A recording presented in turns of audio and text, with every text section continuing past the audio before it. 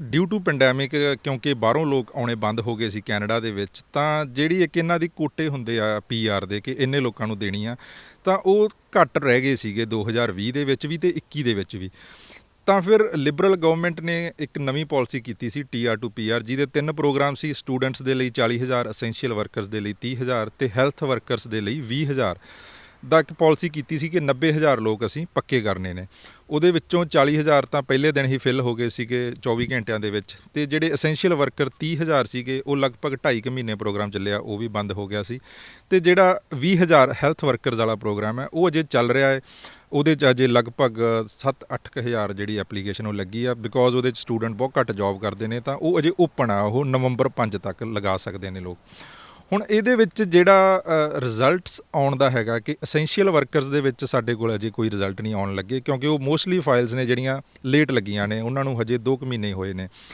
But ਜਿਹੜੀਆਂ international student category ਦੇ ਵਿੱਚ ਮੋਸਟਲੀ ਸਟੂਡੈਂਟਸ ਨੇ ਫਾਈਲ ਲਗਾਈਆਂ ਸੀ, ਉਹ 6 ਮਈ ਤੇ 7 ਮਈ ਦੀ ਸਵੇਰ 10 ਵਜੇ ਤੱਕ ਪ੍ਰੋਗਰਾਮ ਚੱਲਿਆ, ਉਦੋਂ ਲਗਾਈਆਂ ਸੀ। ਉਹਨਾਂ ਦੇ ਵਿੱਚੋਂ ਸਾਡੇ ਕੋਲੇ ਵੀ ਰਿਜ਼ਲਟ ਆਏ ਨੇ, ਰਿਜ਼ਲਟ ਆ ਰਹੇ ਨੇ। ਤੇ ਇਹਦੇ ਵਿੱਚ ਬਹੁਤਿਆਂ ਦਾ ਹਰ ਇੱਕ ਦਾ ਇਹ ਹੁੰਦਾ ਕਿ ਸਾਡਾ ਰਿਜ਼ਲਟ ਕਦੋਂ ਆਊਗਾ। ਇੱਕ ਟਾਈਮਿੰਗ ਦੀ ਬਹੁਤ ਚੱਲ ਰਹੀ ਆ, ਟਿਕਟੋਕ ਲਗਾ ਲਓ ਜਾਂ ਕਿਤੇ ਵੀ ਲਗਾ ਲਓ ਕਿ ਤੂੰ 12:05 ਤੇ ਲਾਈ ਸੀ, ਉਹਨੇ 12:20 ਤੇ ਲਾਈ ਸੀ। ਸੋ ਇਮੀਗ੍ਰੇਸ਼ਨ ਇਸ ਤਰੀਕੇ ਨਾਲ ਕੰਮ ਨਹੀਂ ਕਰਦੀ ਗੀ। ਤੁਹਾਡੀ ਫਾਈਲ ਤੁਸੀਂ ਲਗਾਈ ਆ, ਉਹ ਇੱਕ ਆਫਿਸਰ ਕੋਲੇ ਗਈ ਆ, ਤੁਹਾਡੇ ਦੋਸਤ ਨੇ ਫਾਈਲ ਲਗਾਈ ਆ, ਉਹ ਡਿਫਰੈਂਟ ਆਫਿਸਰ ਕੋਲੇ ਗਈ ਆ। ਮੇਰਾ ਕੰਮ ਕਰਨ ਦਾ ਜਿਹੜਾ ਤਰੀਕਾ ਹੈਗਾ, ਮੈਂ ਤੇਜ਼ ਕੰਮ ਕਰ ਸਕਦਾ, ਮੈਂ ਫਾਈਲਾਂ ਜਲਦੀ ਕਰਦਾ। ਇੱਕ ਦੂਸਰਾ ਆਫਿਸਰ ਆ ਮੇਰੇ ਨਾਲ, ਉਹ ਸਲੋਲੀ ਕੰਮ ਕਰਦਾ ਹੈ। ਤਾਂ ਇਹਦੇ ਵਿੱਚ ਇਹ ਨਹੀਂ ਸੋਚਣਾ ਗਾ ਕਿ ਮੇਰੇ ਫਰੈਂਡ ਨੇ ਮੇਰੇ ਤੋਂ ਪਹਿਲਾਂ ਲਗਾਈ ਸੀ ਤੇ ਉਹਦੀ AOR ਆ ਗਈ ਆ ਤੇ ਮੇਰੀ AOR ਨਹੀਂ ਆਈ। ਦੂਸਰੀ ਚੀਜ਼, AOR ਕੀ ਚੀਜ਼ ਆ? AOR ਕੁਝ ਵੀ ਨਹੀਂ ਹੈ। AOR ਦਾ ਮਤਲਬ ਸਿਰਫ ਇਹ ਹੈ ਕਿ ਐਕਨੋਲੇਜਮੈਂਟ ਆਫ ਰਸੀਦ, ਤੁਹਾਡੀ ਫਾਈਲ ਉਹਨਾਂ ਕੋਲੇ ਪਹੁੰਚ ਗਈ ਆ। ਜੇ ਤੁਹਾਨੂੰ AOR ਨਹੀਂ ਵੀ ਆਉਂਦੀ, ਇਹਦਾ ਮਤਲਬ ਇਹ ਨਹੀਂ ਗਾ ਤੁਹਾਡੀ ਫਾਈਲ ਉਹਨਾਂ ਕੋਲੇ ਪਹੁੰਚੀ ਨਹੀਂ ਗਈ। ਬਹੁਤੇ ਸਟੂਡੈਂਟਸ ਨੂੰ ਬਿਨਾਂ AOR ਤੋਂ ਹੀ ਬਾਇਓਮੈਟ੍ਰਿਕਸ ਦੇ ਲੈਟਰ ਆ ਗਏ, ਰਾਈਟ, ਬਾਇਓਮੈਟ੍ਰਿਕਸ ਕਰਵਾ ਦਿੱਤੇ ਉਹਨਾਂ ਨੇ, PCC ਦੀ ਰਿਕੁਐਸਟ ਆ ਗਈ ਤੇ ਉਸ ਤੋਂ ਬਾਅਦ ਰਿਜ਼ਲਟ ਆ ਗਿਆ। ਸੋ AOR ਤਾਂ ਸਿਰਫ ਇੱਕ ਕਨਫਰਮੇਸ਼ਨ ਆ ਕਿ ਤੁਹਾਡੀ ਫਾਈਲ ਲੱਗੀ ਆ, ਸਾਡੇ ਕੋਲੇ ਪਹੁੰਚ ਗਈ ਆ। ਉਹ ਤੁਸੀਂ ਆਪਣੇ ਪੋਰਟਲ 'ਚ ਵੀ ਦੇਖ ਸਕਦੇ ਹੋ, ਤੁਹਾਡੀ ਫਾਈਲ ਸਬਮਿਟਡ ਆ ਤਾਂ ਤੁਹਾਨੂੰ AOR ਤਾਂ ਆਉਣੀ ਹੀ ਆਉਣੀ ਆ। ਸੋ ਕੋਈ ਵੀ ਉਹ ਟਾਈਮਿੰਗ ਨੂੰ ਲੈ ਕੇ ਕਿ ਕਿਸੇ ਨੇ ਪਹਿਲਾਂ ਲਗਾਈ ਆ, ਕਿਸੇ ਨੇ ਬਾਅਦ 'ਚ ਲਗਾਈ ਆ, ਇੰਨੇ ਇੰਪੇਸ਼ੈਂਸ ਹੋਣ ਦੀ ਲੋੜ ਨਹੀਂ ਗੀ। ਪਿਛਲੇ ਸਾਲਾਂ ਦੇ ਵਿੱਚ ਲੋਕ 18 ਮਹੀਨੇ, 24 ਮਹੀਨੇ ਦੇ ਵਿੱਚ ਪੱਕੇ ਹੁੰਦੇ ਰਹੇ ਨੇ। ਸੋ ਹੁਣ ਤਾਂ ਹਜੇ ਆਪਾਂ ਨੂੰ ਤਾਂ 4-5 ਮਹੀਨੇ ਹੀ ਹੋਏ ਨੇ। ਸੋ ਪ੍ਰੋਸੈਸਿੰਗ ਲੱਗਦੀ ਆ ਇਮੀਗ੍ਰੇਸ਼ਨ ਨੂੰ, ਪਲੱਸ ਡਿਊ ਟੂ ਕੋਵਿਡ ਵੀ ਆਪਾਂ ਕਹਿ ਸਕਦੇ ਹਾਂ ਸਲੋ ਆ, ਤੇ ਪਲੱਸ ਅਫਗਾਨਿਸਤਾਨ ਕ੍ਰਾਈਸਿਸ ਵੀ ਆਪਾਂ ਨੂੰ ਸਾਰਿਆਂ ਨੂੰ ਪਤਾ ਇਹਦੇ ਵਿੱਚ ਆਇਆ। ਆਪਾਂ ਕੋਈ ਵੀ ਵੈੱਬ ਫਾਰਮ ਵੀ ਪਾਉਂਦੇ ਆ ਹੁਣ, ਤਾਂ ਉਹਦੇ ਵਿੱਚ ਉਹ ਕਹਿੰਦੇ ਨੇ ਕਿ ਸਾਡੀ ਪ੍ਰਾਇਓਰਿਟੀ ਪਹਿਲਾਂ ਅਫਗਾਨਿਸਤਾਨ ਕ੍ਰਾਈਸਿਸ ਨੂੰ ਹੈਂਡਲ ਕਰਨਾ। ਜਿਹੜਾ ਉਹਨਾਂ ਦਾ ਸਪੋਰਟ ਸਟਾਫ ਆ ਸਾਰਾ ਉੱਧਰ ਲੱਗਿਆ ਹੋਇਆ। ਤਾਂ ਉਹ ਬੇਲੋੜੀਆਂ ਜਿਹੜੀਆਂ ਇੱਕ ਇਨਕੁਆਇਰੀਜ਼ ਵੀ ਆਪਾਂ ਪਾਉਂਦੇ ਆ ਕਿ ਬਹੁਤੇ ਲੋਕ ਉਹਨਾਂ ਨੂੰ ਕਾਲ ਕਰੀ ਜਾਂਦੇ ਆ, ਵੈੱਬ ਫਾਰਮ ਪਾਉਂਦੇ ਆ ਕਿ ਜੀ ਸਾਡਾ AOR ਨਹੀਂ ਆਇਆ, ਸਾਡਾ ਕੀ ਪ੍ਰੋਸੈਸਿੰਗ ਆ। ਉਹਦਾ ਉਹਨਾਂ ਨੇ ਕੋਈ ਜਵਾਬ ਨਹੀਂ ਦੇਣਾ ਗਾ ਵੈੱਬ ਫਾਰਮ 'ਤੇ। ਹਾਂ, ਜੇ ਤੁਸੀਂ ਕੁਝ ਅਪਡੇਟ ਕਰਨਾ ਚਾਹੁੰਦੇ ਹੋ ਆਪਦਾ, ਤੁਸੀਂ ਮੰਨ ਲਓ ਜਦੋਂ ਫਾਈਲ ਲਗਾਈ ਸੀ ਬਹੁਤੇ ਲੋਕਾਂ ਕੋਲ PCC ਨਹੀਂ ਸੀ, ਬਹੁਤੇ ਲੋਕਾਂ ਕੋਲ ਮੈਡੀਕਲ ਨਹੀਂ ਸੀਗੀਆਂ, ਤਾਂ ਉਹਨਾਂ ਨੇ ਸਿਰਫ ਕਨਫਰਮੇਸ਼ਨਸ ਲਗਾਈਆਂ ਸੀਗੀਆਂ। ਅਸੀਂ ਵੀ ਬਹੁਤਿਆਂ 'ਚ ਕਨਫਰਮੇਸ਼ਨਸ ਹੀ ਲਗਾਈਆਂ ਸੀ ਕਿ ਤੁਹਾਨੂੰ ਅਸੀਂ ਬਾਅਦ 'ਚ ਅਪਡੇਟ ਦੇਵਾਂਗੇ। ਹਾਂ, ਤੁਸੀਂ ਉਹ ਕਰ ਸਕਦੇ ਹੋ, ਉਹਨਾਂ ਨੂੰ ਵੈੱਬ ਫਾਰਮ ਪਾ ਸਕਦੇ ਹੋ। ਜੇ ਤੁਹਾਡਾ AOR ਨਹੀਂ ਆਇਆ ਤਾਂ ਵੀ ਤੁਸੀਂ ਵੈੱਬ ਫਾਰਮ ਪਾ ਦਿਓ ਇੱਕ ਵਾਰੀ, ਉਹਨਾਂ ਕੋਲ UCI ਨੰਬਰ ਯੂਜ਼ ਕਰਕੇ ਚਲਿਆ ਜਾਊਗਾ ਤੁਹਾਡਾ ਡਾਕੂਮੈਂਟ। ਜੇ ਤੁਸੀਂ ਵੈੱਬ ਫਾਰਮ ਨਹੀਂ ਵੀ ਪਾਉਂਦੇਗੇ ਤਾਂ ਵੀ ਕੋਈ ਨੁਕਸਾਨ ਨਹੀਂ ਹੈਗਾ, ਬਿਕੋਜ਼ ਸਾਡੇ ਵੀ ਜੋ ਕਲਾਇੰਟ ਸੀਗੇ ਉਹਨਾਂ ਤੋਂ ਉਹ ਰਿਕੁਐਸਟ ਕਰ ਰਹੇ ਨੇ, ਉਹ PCC ਤੇ ਮੈਡੀਕਲ ਦੇ ਕਰਕੇ ਕਿਸੇ ਵੀ ਫਾਈਲ ਨੂੰ ਉਹ ਰਿਜੈਕਟ ਨਹੀਂ ਕਰਨਗੇ ਜੇ ਤੁਸੀਂ ਉਹਨਾਂ ਨੂੰ ਨਾਲ ਐਕਸਪਲੇਨੇਸ਼ਨ ਲਾਈ ਆ ਕਿ ਵੀ ਅਸੀਂ ਹੁਣ ਨਹੀਂ ਦੇ ਸਕਦੇ ਕਿ ਅਸੀਂ ਤੁਹਾਨੂੰ ਬਾਅਦ 'ਚ ਦੇਵਾਂਗੇ, ਅਪਲਾਈ ਕੀਤੀ ਹੋਈ ਆ। ਦੂਸਰੀ ਚੀਜ਼ ਕਿ ਇਹਦੇ ਨਾਲ ਹਰ ਇੱਕ ਨੇ ਜੋ ਲੋੜੀਂਦੇ ਡਾਕੂਮੈਂਟ ਸੀ ਉਹ ਲਗਾਏ ਨੇ। ਸੋ ਆਈਲੈਟਸ ਆ, ਪਾਸਪੋਰਟ ਆ, ਤੁਸੀਂ ਜੋਬ ਕਰਦੇ ਹੋ ਉਹ ਲਗਾਇਆ ਨਾਲ। ਤਾਂ ਕਿਸੇ ਨੂੰ ਵੀ ਮੈਂ ਰਿਜੈਕਸ਼ਨ ਨਹੀਂ ਦੇਖੀ ਆਪਣੇ ਨੋਨਸ ਦੇ ਵਿੱਚ ਕਿ ਇਹਦੇ ਵਿੱਚ ਰਿਜੈਕਸ਼ਨ ਆਈ ਆ ਕਿਸੇ ਦੀ। ਇਹਦੇ ਵਿੱਚ ਮੋਸਟਲੀ ਜਾਂ ਇੱਕ ਬੈਕਗਰਾਊਂਡ ਫਾਰਮ ਹੁੰਦਾ, ਉਹ ਬਹੁਤੇ ਸਟੂਡੈਂਟਸ ਨੇ ਫਾਈਲਾਂ ਆਪੇ ਲਗਾਈਆਂ ਸੀ ਕਿਉਂਕਿ ਕੰਸਲਟੈਂਟਸ ਵੀ ਉਸ ਰਾਤ ਜਾਂ ਉਸ ਦਿਨ ਕਹਿ ਲਓ ਵੀ ਓਵਰ ਬੁੱਕ ਸੀ ਸਾਰੇ।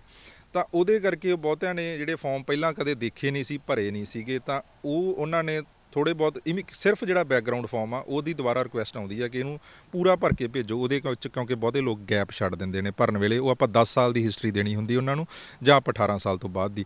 ਤਾਂ ਉਹ ਬੇਸਿਕਲੀ ਮੇਰੇ ਕਹਿਣ ਦਾ ਮਤਲਬ ਇਹੀ ਆ ਕਿ ਜੇ ਕਿਸੇ ਦੀ ਕੋਈ ਚੀਜ਼ ਮਿਸਿੰਗ ਆ ਤਾਂ ਉਹਦੇ ਵਿੱਚ ਤੁਹਾਨੂੰ ਰਿਕੁਐਸਟ ਆਊਗੀ, ਕੋਈ ਘਬਰਾਉਣ ਦੀ ਲੋੜ ਨਹੀਂ ਗੀ। ਇਹਦੇ ਵਿੱਚ ਰਿਫਿਊਜ਼ਲਸ ਪਿੱਛੇ ਜੇ ਆਈਆਂ ਵੀ ਨੇ, ਰਿਫਿਊਜ਼ਲਸ ਉਹ ਸਿਰਫ ਆਈਆਂ ਨੇ ਗਲਤ ਸਟਰੀਮ ਚੂਜ਼ ਕਰਨ ਕਰਕੇ। ਤਾਂ ਉਹ ਵੀ ਹੁਣ ਬਹੁਤ ਲੋਕ ਦੇਖ ਰਹੇ ਨੇ ਕਿ ਵੀ ਤੁਸੀਂ ਆਪਣਾ ਪੋਰਟਲ ਓਪਨ ਕਰਕੇ ਜਿਹੜਾ TRPR ਦਾ ਲੌਗਇਨ ਕਰਕੇ ਉਹਦੇ 'ਚ ਚੈੱਕ ਕਰ ਸਕਦੇ ਹੋ, ਜਿਨ੍ਹਾਂ ਦੇ ਅਜੇ ਰਿਜ਼ਲਟ ਨਹੀਂ ਆਏ, AOR ਨਹੀਂ ਆਈ, ਕਿ ਸਾਡੀ ਸਟਰੀਮ ਆ ਜਿਹੜੀ ਉਹ ਸਹੀ ਸਿਲੈਕਟ ਹੋਈ ਆ। ਵੈਸੇ ਤਾਂ ਜੇ ਤੁਸੀਂ ਹੋਸ਼ੋ ਹਵਾਸ 'ਚ ਆਪਣੀ ਐਪਲੀਕੇਸ਼ਨ ਲਗਾਉਂਦੇ ਆ ਤਾਂ ਸਟਰੀਮ ਤੁਸੀਂ ਸਹੀ ਹੀ ਸਿਲੈਕਟ ਕੀਤੀ ਹੋਊਗੀ। ਹੁਣ ਬਹੁਤੇ ਲੋਕ ਕਹਿੰਦੇ ਅਸੀਂ ਸਹੀ ਸਟਰੀਮ ਸਿਲੈਕਟ ਕੀਤੀ ਸੀਗੀ ਬਟ ਸਾਡੀ ਰਿਜੈਕਟ ਕਰ ਦਿੱਤੀ ਉਹਨਾਂ ਨੇ ਕਿ ਤੁਸੀਂ ਫ੍ਰੈਂਚ 'ਚ ਲਗਾਈ ਆ ਅਤੇ ਤੁਸੀਂ ਫ੍ਰੈਂਚ ਦੀਆਂ ਜਿਹੜੀਆਂ ਸ਼ਰਤਾਂ ਨਹੀਂ ਪੂਰੀਆਂ ਕਰਦੇ, ਇਸੇ ਵਜ੍ਹਾ ਕਰਕੇ ਜਿਹੜੀਆਂ ਫਾਈਲਾਂ ਨੇ ਉਹ ਮਾਸ ਰਿਫਿਊਜ਼ਲਸ ਆਈਆਂ ਨੇ।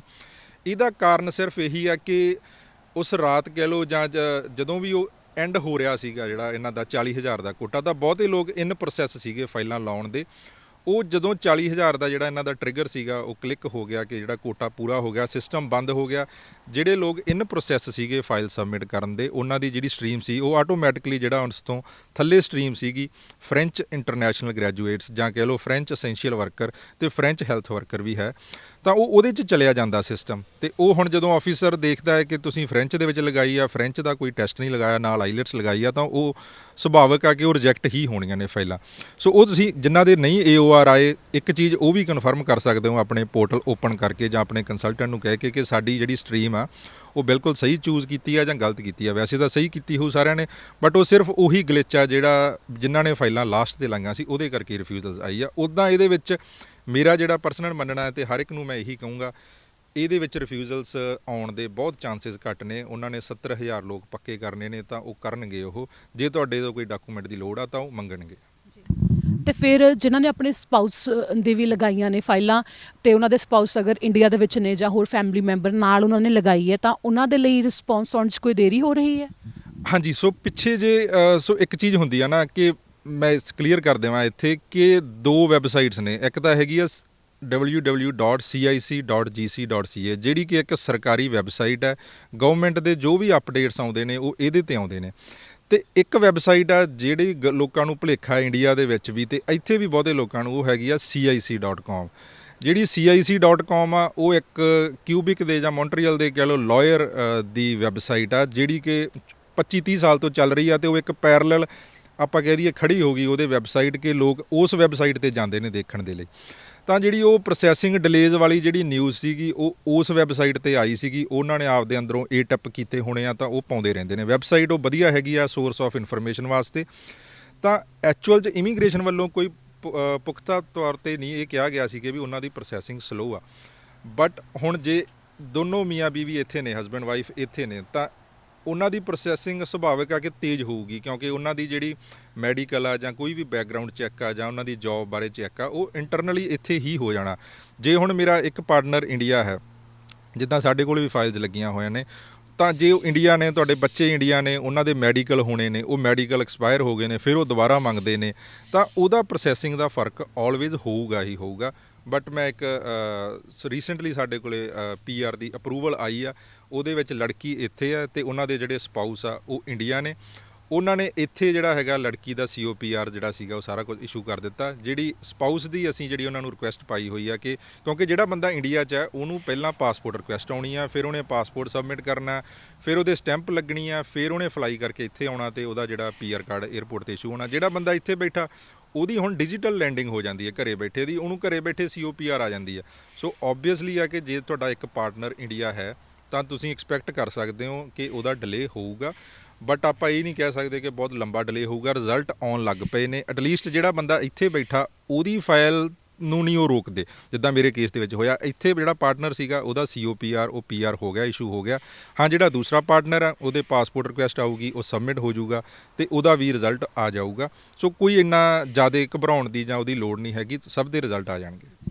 ਤੇ ਫਿਰ ਇਹਦੇ ਵਿੱਚ ਜਿਵੇਂ ਅਗਲੇ ਸਾਲ ਤੱਕ ਦਾ ਸਮਾਂ ਤਾਂ ਲੱਗ ਸਕਦਾ, ਕਿਉਂਕਿ ਜਿਹੜਾ ਇਮੀਗ੍ਰੇਸ਼ਨ ਵਿਭਾਗ ਨੇ ਐਲਾਨ ਕੀਤਾ ਸੀ 2022 ਦੇ ਅੰਤ ਤੱਕ ਦੇ ਓਪਨ ਵਰਕ ਪਰਮਿਟ ਦਾ, ਉਹਨਾਂ ਦੇ ਵਾਸਤੇ ਜਿਨ੍ਹਾਂ ਨੇ 90,000 ਫਾਈਲਾਂ ਦੇ ਕੋਟੇ 'ਚ ਆਪਣੀਆਂ ਫਾਈਲਾਂ ਲਾਈਆਂ ਹੋਈਆਂ ਨੇ, ਉਸ ਦੇ ਪਿੱਛੇ ਕਾਰਨ ਇਹੋ ਹੋ ਸਕਦਾ ਕਿ ਉਦੋਂ ਤੱਕ ਪ੍ਰਕਿਰਿਆ ਚੱਲ ਸਕਦੀ ਹੈ। ਨਹੀਂ, ਆਪਾਂ ਇਹ ਨਹੀਂ ਕਹਿ ਸਕਦੇ ਕਿ ਉਦੋਂ ਤੱਕ ਚੱਲੂਗੀ, ਬਿਕੋਜ਼ ਜਿਹੜਾ ਬ੍ਰਿਜਿੰਗ ਓਪਨ ਵਰਕ ਪਰਮਿਟ ਹੁੰਦਾ ਨਾ, ਉਹ ਹੁਣ ਗਵਰਨਮੈਂਟ ਦਾ ਆਪਾਂ ਕਹਿ ਲਓ ਸੰਵਿਧਾਨ ਕਹਿ ਲਓ ਜਾਂ ਉਹਨਾਂ ਦਾ ਜੋ ਵੀ ਲਾਅ ਹੁੰਦਾ, ਉਹਦੇ ਵਿੱਚ ਜਿਹੜਾ ਬ੍ਰਿਜਿੰਗ ਓਪਨ ਵਰਕ ਪਰਮਿਟ ਸੀ ਉਹ ਐਕਸਪ੍ਰੈਸ ਐਂਟਰੀ, PNP ਅਤੇ ਜੋ ਵੀ ਬਾਕੀ ਦੀਆਂ PR ਦੀਆਂ ਐਪਲੀਕੇਸ਼ਨ ਸੀ ਉਹਨਾਂ ਦੇ ਲਈ ਉਹ ਲਿਖਿਆ ਹੋਇਆ ਸੀ ਉਹਦੇ ਵਿੱਚ ਕਿ ਉਹ ਲੋਕ ਲਗਾ ਸਕਦੇ ਆ। ਹੁਣ ਇਹ ਇੱਕ ਪਬਲਿਕ ਪਾਲਿਸੀ ਸੀਗੀ ਤੇ ਜਦੋਂ ਪਬਲਿਕ ਪਾਲਿਸੀ ਆਈ ਤਾਂ ਉਹਦੇ ਨਾਲ ਫਿਰ ਤੁਹਾਨੂੰ ਜੋ ਵੀ ਉਹਦੀਆਂ ਸਾਈਡ ਪ੍ਰੋਡਕਟਸ ਹੁੰਦੇ ਆ ਇਹਦੇ ਵਿੱਚ ਜਿੱਦਾਂ ਕਹਿ ਲਓ ਬ੍ਰਿਜਿੰਗ ਓਪਨ ਵਰਕ ਪਰਮਿਟ, ਤਾਂ ਉਹ ਵੀ ਉਹਨਾਂ ਨੂੰ ਚੇਂਜ ਕਰਨਾ ਪੈਣਾ ਸੀਗਾ। ਜਦੋਂ ਉਹ ਅਨਾਉਂਸ ਹੋਇਆ ਤਾਂ ਉਦੋਂ ਹਜੇ ਕਹਿ ਲਓ ਵੀ ਉਹਨਾਂ ਨੂੰ ਨਹੀਂ ਉਹਦਾ ਐਕਸਪੈਕਟਡ ਸੀਗਾ, ਰਾਈਟ। ਪਰ ਉਹਨਾਂ ਨੇ ਦੇਖਿਆ ਕਿ ਬਹੁਤੇ ਲੋਕ ਇੱਥੇ ਵਰਕ ਪਰਮਿਟਸ ਤੇ ਨੇ ਜਿਨ੍ਹਾਂ ਦੇ work permits within 6 month 7 months ਜਾਂ ਜਿਹੜੇ ਐਕਸਪਾਇਰ ਹੋ ਜਾਣੇ ਨੇ। ਹੁਣ ਜੇ ਉਹਨਾਂ ਦੀ ਪ੍ਰੋਸੈਸਿੰਗ ਸਾਲ ਚੱਲਦੀ ਆ ਜਿੱਦਾਂ ਹੈ ਨਾ, ਤਾਂ 2 ਸਾਲ ਚੱਲਦੀ ਆ, 1.5 ਸਾਲ ਚੱਲਦੀ ਆ। ਵੈਸੇ ਤਾਂ ਸ਼ੁਰੂ 'ਚ ਇਹਨਾਂ ਨੇ ਕਿਹਾ ਸੀ ਕਿ ਅਸੀਂ 31 ਦਸੰਬਰ ਤੱਕ ਇਸ ਸਾਲ ਦੇ ਰਿਜ਼ਲਟ ਦੇਵਾਂਗੇ ਸਾਰਿਆਂ ਦੇ, ਬਟ ਹੁਣ ਅਫਗਾਨਿਸਤਾਨ ਕ੍ਰਾਈਸਿਸ ਵੀ ਆ, ਕੋਵਿਡ ਵੀ ਆ, ਤਾਂ ਉਹਨਾਂ ਨੂੰ ਇੰਟਰਨਲੀ ਪਤਾ ਹੈ ਕਿ ਇੱਕ ਬਹੁਤ ਵੱਡੀ ਕਮਿਟਮੈਂਟ ਆ 90,000 ਫਾਈਲਸ ਨੂੰ 3-4 ਮਹੀਨਿਆਂ ਦੇ ਵਿੱਚ ਡਨ ਕਰਨਾ। ਤਾਂ ਉਹ ਬ੍ਰਿਜਿੰਗ ਓਪਨ ਵਰਕ ਪਰਮਿਟ ਇਸੇ ਲਈ ਹੀ ਉਹਨਾਂ ਨੇ ਸ਼ੁਰੂ ਕੀਤਾ। ਹਾਂ, ਇਹਦੇ ਨਾਲ ਆਪਾਂ ਇਹ ਵੀ ਕਹਿ ਸਕਦੇ ਹਾਂ ਪ੍ਰੋਸੈਸਿੰਗ ਟਾਈਮ ਜ਼ਿਆਦਾ ਲੱਗ ਸਕਦਾ, ਬਟ ਰਿਜ਼ਲਟ ਆ ਰਹੇ ਨੇ, PR ਹੋ ਰਹੇ ਨੇ, ਲੋਕ 3-4 ਮਹੀਨੇ ਦੇ ਵਿੱਚ ਹੋ ਰਹੇ ਨੇ, ਬਟ ਸਲੋਲੀ ਐਂਡ ਗ੍ਰੈਜੂਅਲੀ ਜਿਹੜਾ ਹੈਗਾ ਸਾਰਿਆਂ ਦੇ ਰਿਜ਼ਲਟ ਆ ਜਾਣਗੇ।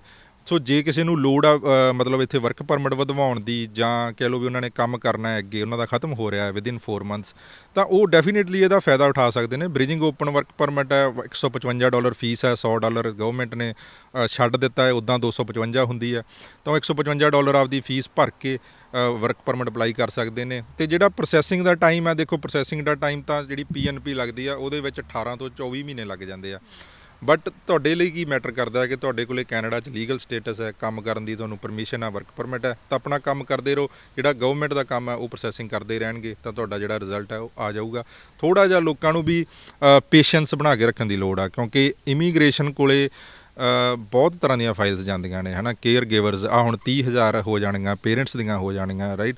90,000 ਇਹ ਹੋ ਗਈਆਂ ਨਵੀਆਂ। CEC ਦਾ ਐਵਰੀ 2 ਵੀਕ ਬਾਅਦ 5-6,000 ਉਹ ਚੱਕ ਲੈਂਦੇ ਨੇ, ਮਹੀਨੇ ਦੀ 10-12,000 ਫਾਈਲ ਉਹ ਹੋ ਜਾਂਦੀ ਹੈ। ਤਾਂ ਉਹਨਾਂ ਕੋਲੇ ਵੀ ਵਰਕ ਲੋਡ ਬਹੁਤ ਜ਼ਿਆਦਾ ਹੈਗਾ। ਐਂਡ ਡਿਊ ਟੂ ਕੋਵਿਡ ਜਿਹੜੇ ਉਹਨਾਂ ਦੇ ਆਫਿਸਰ ਆ ਉਹ ਵੀ ਅੱਧੇ ਰਿਮੋਟਲੀ ਕੰਮ ਕਰਦੇ ਨੇ, ਅੱਧੇ ਆਫਿਸਾਂ ਤੋਂ। ਐਕਸਪੈਕਟ ਕਰ ਸਕਦੇ ਹਾਂ ਡੀਲੇਜ਼ ਆਪਾਂ ਪ੍ਰੋਸੈਸਿੰਗ ਦੇ ਵਿੱਚ।